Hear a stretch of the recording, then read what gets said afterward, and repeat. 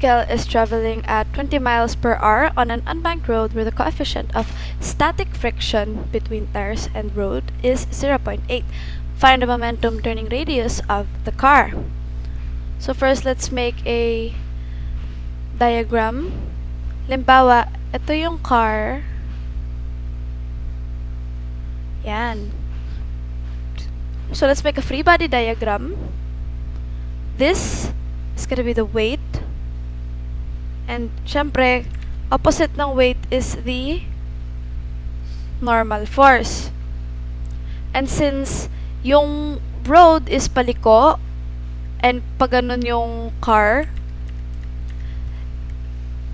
nandito yung centripetal force. And dahil nga meron tayong friction, dito yung force of friction. So to solve for the minimum turning radius, we're going to use the formula for centripetal force.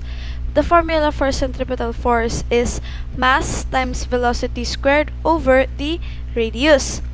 And since yung centripetal force and yung centripetal friction, they're both on the x-axis, pareho sila, the centripetal force is equal to the force of friction. And the formula for force of friction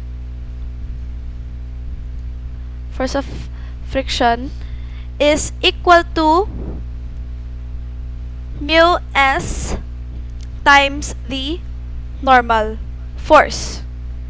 So with this, tong dalawa na to, we can write this as mass times velocity squared over r is equal to mu s times normal force.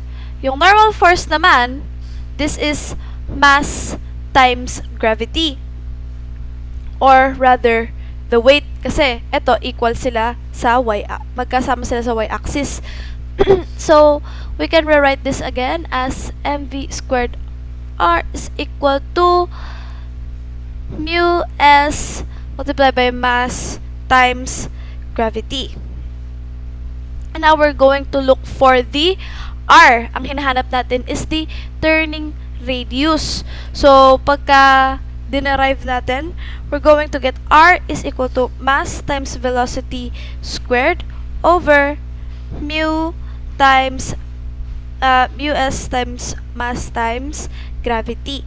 We can cancel the masses, and our final formula is going to be velocity squared over coefficient of static friction times gravity.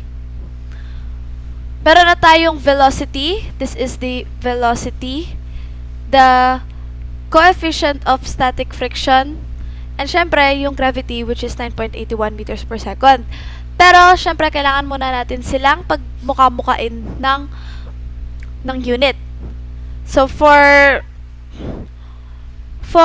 the velocity, 20 miles per hour when solved, pag ginawang feet is 29.4 feet per second, while the 9.81 meters per second, which is gravity, is equal to 32 feet per second.